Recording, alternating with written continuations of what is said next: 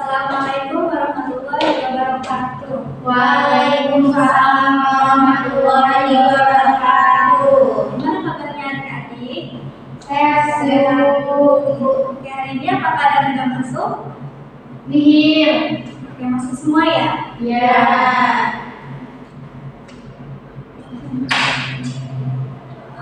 Sebelum kita memulai pembelajaran hari ini, alangkah baiknya kita berdoa terlebih dahulu ya.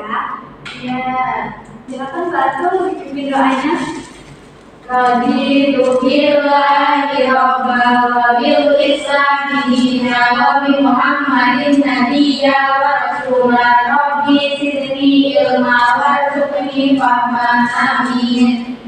Minggu kemarin kita telah mempelajari tentang pembagian harta dalam Islam. Hari ini kita akan mempelajari tentang jual beli dalam Islam.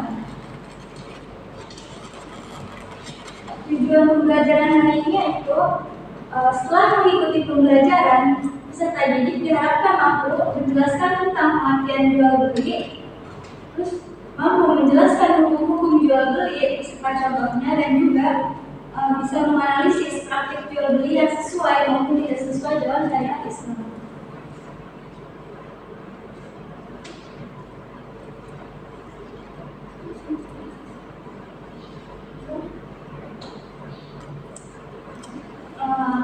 Pernahkah kalian membeli makanan di minimarket? Nah. Terus, apakah kalian pernah juga belanja di online? Pernah. Sebelum kalian belanja, apa sih yang kalian pikirkan? Apakah kalian pernah kecewa terhadap barang yang tidak sesuai dengan keinginan kalian? Pernah. Ya, tentunya pernah.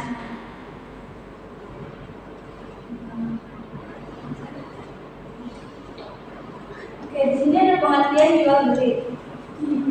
Ini sih.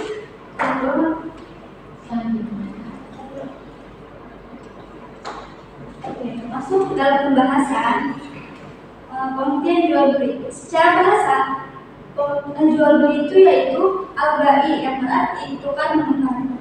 Secara istilah, jual beli adalah proses tukar menukar barang atau jasa antara penjual dan pembeli atas dasar kerelaan sesuai dengan syariat Islam. Dalam jual beli itu juga tentunya ada penjual, ada pembeli, ada barang, dan juga ada akad serta saling ridho terhadap kedua belah pihak. Adapun dalil-dalil dari jual beli yaitu terdapat pada Quran surat Al-Baqarah ayat 275 yang berbunyi wa ahallallahu bai'a wa harrama riba, yang artinya padahal Allah telah menghalalkan jual beli dan juga mengharamkan riba.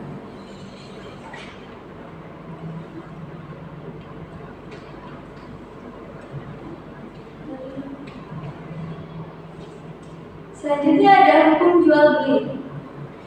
Apakah ada yang tahu hukum jual beli itu ada berapa? 5. Bisa disebutkan? Wajib, sunnah, mubah, makruh, haram. Yang dimaksud wajib yaitu ketika kita menjual makanan kepada orang-orang yang kelaparan, itu wajib ya untuk kita menjual barang tersebut, entah itu barang atau makanan.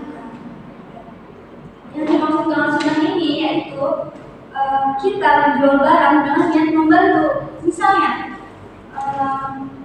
Misalnya ada Mbak Atul punya bisnis makanan atau bisnis baju gitu.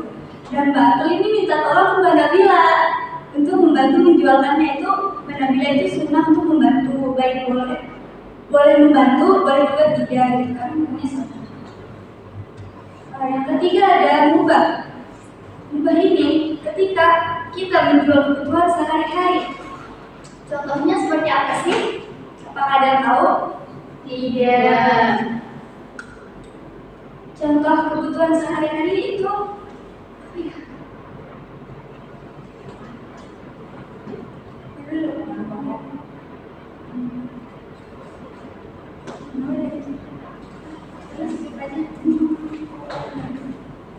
Yang ketiga ada mubah, yaitu menjual kebutuhan sehari-hari. Dan yang keempat ada makruh, yaitu ketika menjual keuntungan demi yang keempat ada makruh, yaitu ketika menjual keuntungan demi keuntungan. Maksudnya, ketika kita membeli sesuatu itu dengan harga murah, terus kita menjual barang tersebut lagi ke orang lain dengan harga yang jauh lebih mahal dari yang kita beli tersebut. Gitu.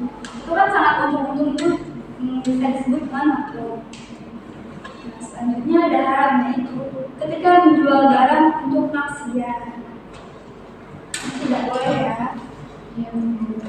Contoh praktik jual belinya itu yang sesuai syariat itu ada jujur, amanah, barang sesuai deskripsi, dan juga tidak menipu. Sedangkan yang tidak sesuai syariat Islamnya itu menyembunyikan barang yang cacat, berbohong, menjual barang haram, dan juga menjual untuk kemaksiatan. Di sini ibu akan bagi menjadi 2 kelompok aja ya.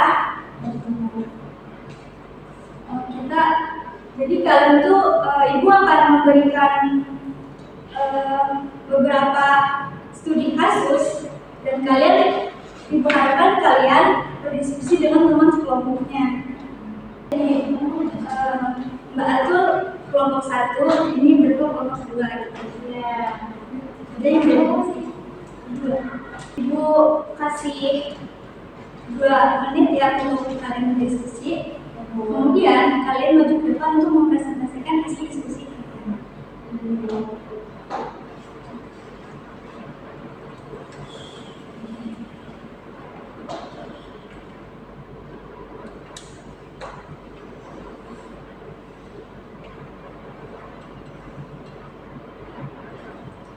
Oke, waktunya sudah habis ya. Oke, untuk kelompok 1 silakan maju ke depan. Assalamualaikum warahmatullahi wabarakatuh. Waalaikumsalam warahmatullahi wabarakatuh.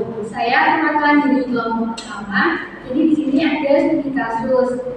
Barang cacat disembunyikan dengan membeli sebuah tas melalui marketplace. Nah, pada foto yang ditampilkan, tas terlihat baru dan tidak memiliki kerusakan. Namun setelah barang diterima, ternyata resleting tasnya itu rusak. Nah, penjual tidak pernah menjelaskan kondisi tersebut dalam deskripsi maupun saat berkomunikasi dengan pembeli. Nah, pertanyaannya yang pertama, apa permasalahan yang terjadi pada tas tersebut? Dan jawabannya, penjualnya itu menyembunyikan cacat barang atau penjualnya itu menjual barang yang cacat. Nah, kemudian yang kedua, apakah jual beli tersebut sesuai dengan syariat Islam? Jawabannya tidak sesuai dengan syariat Islam karena mengandung unsur penipuan atau gorong. Terima kasih. Terima kasih kelompok 1. Selanjutnya kelompok 2 silakan maju.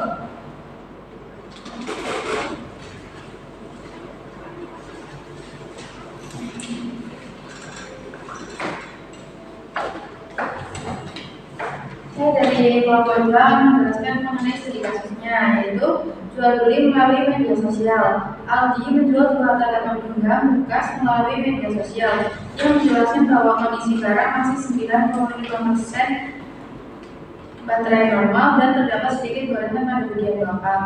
Setelah membeli menerima barang, kondisi tanaman genggam sesuai dengan penjelasan penjual. Nah, pertanyaan diskusinya, apakah transaksi tersebut sesuai syariat dan juga mengapa transaksi tersebut dapat dikatakan halal? Jawaban dari kelompok kita yaitu ya, sesuai dengan syariat Islam karena penjual memberikan informasi yang sebenar-benarnya. Terima kasih.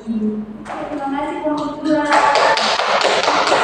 Ibu kira kalian sudah cukup paham ya sama materi hari ini? Iya, udah. Jadi jual beli ini bukan sekedar untuk mencari keuntungan, tapi juga merupakan ibadah apabila dilakukan dengan jujur, amanah, tidak menipu, saling jujur dan juga sesuai dengan syariat Islam. Karena keberkahan rezeki itu lebih penting daripada banyaknya keuntungan. Untuk kesimpulan, kita baca bareng-bareng aja ya.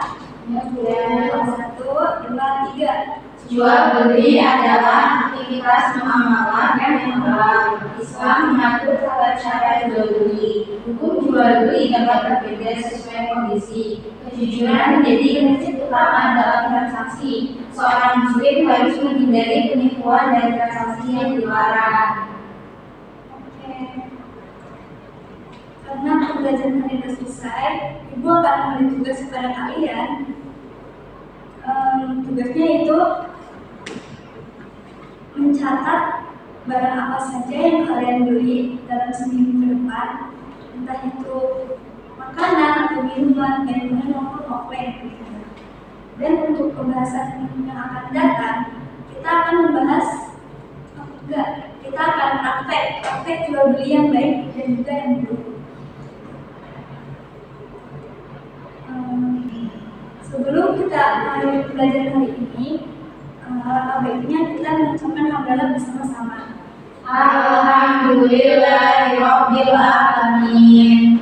Cukup sekian dari Ibu, kurang lebihnya mohon maaf. Assalamualaikum warahmatullahi wabarakatuh. Waalaikumsalam warahmatullahi wabarakatuh.